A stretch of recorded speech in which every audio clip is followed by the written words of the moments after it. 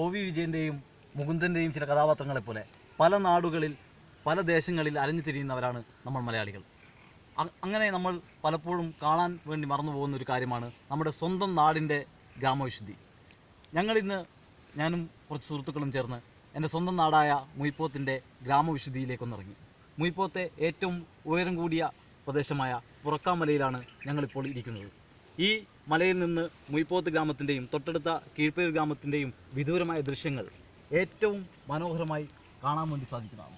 ഇവിടെ നിറയെ മലനിരകളും അതുപോലെ വിശാലമായ തെങ്ങിൻ തോപ്പുകളും ഇത്രയും ഉയരത്തിൽ നിന്ന് കാണുക എന്നത് തീർച്ചയായിട്ടും നമ്മുടെ നാടിൻ്റെ സൗന്ദര്യം.